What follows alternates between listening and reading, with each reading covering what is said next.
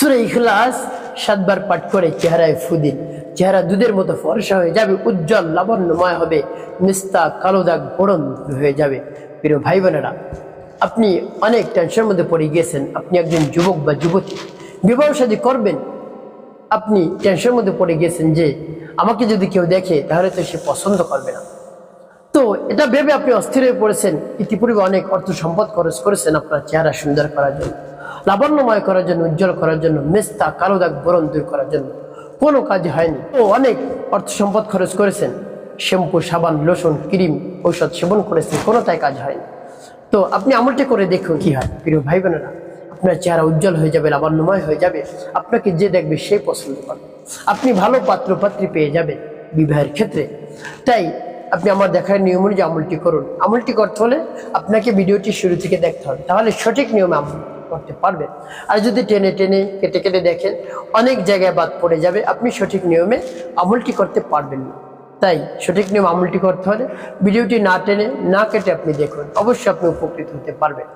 প্রিয় ভাই বোনেরা, একটি কাজ আপনাকে করতে হবে। প্রিয় ভাই বোনেরা, শুরুতে কি করবেন? আমলটি করার ক্ষেত্রে উত্তম রূপে পবিত্রতা অর্জন করবেন। তারপরে নির্জন একটি জায়গায় আপনি বসে সর্বপ্রথম আপনার জীবনের গুনাহ কথা স্মরণ করে ক্ষমা প্রার্থনা করবেন, আস্তাগফিরুল্লাহ আস্তাগফিরুল্লাহ আস্তাগফিরুল্লাহ, বা পূর্ণ ইস্তিগফারটি আপনি পাঠ করতে পারেন, আস্তাগফিরুল্লাহ রাব্বি মিন কুল্লি যামবি ওয়া আতুবু ইলাইহি লা হাওলা ওয়া লা কুওয়াতা ইল্লা বিল্লাহিল আলিয়্যিল আযীম। এবং যখন ইস্তিগফার পাঠ করা হয়ে যাবে, তারপর 3 বার দুরূদ শরীফ সাল্লাল্লাহু আলাইহি ওয়াসাল্লাম সাল্লাল্লাহু আলাইহি ওয়াসাল্লাম সাল্লাল্লাহু আলাইহি ওয়াসাল্লাম। ইস্তিগফার দুরূদ শরীফ পাঠ করা হয়ে গেলে এরপরে আপনি কি করবেন? আপনি সেই সূরা পাঠ করবেন। সূরা পাঠ করে আপনি চেহারায় ফু দিবেন। কেমন করে দিবেন বলে দিচ্ছি।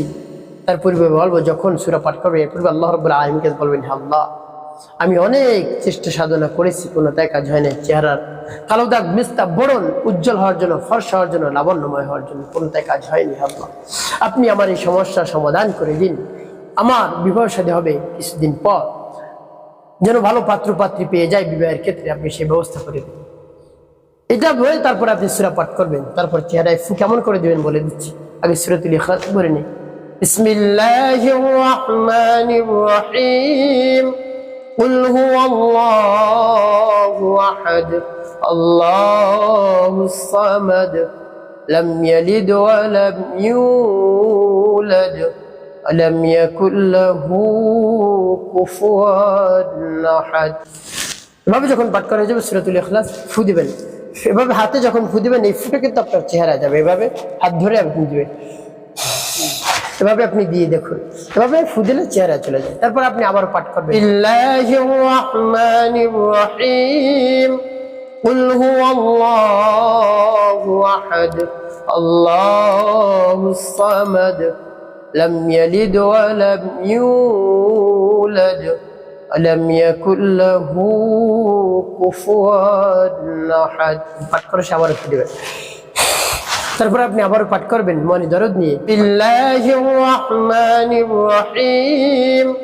কুল হুয়াল্লাহু আহাদ আল্লাহুস সামাদ লাম ইয়ালিদ ওয়া লাম ইউলাদ আলাম ইয়াকুল লাহু কুফুয়ান আহাদ। পাঠ করে আবার একটু। প্রিয় ভাই বোনেরা, এভাবে আপনি পাঠ করুন। এভাবে পাঠ করে আপনি ফু দিবেন আপনার চেহারায়।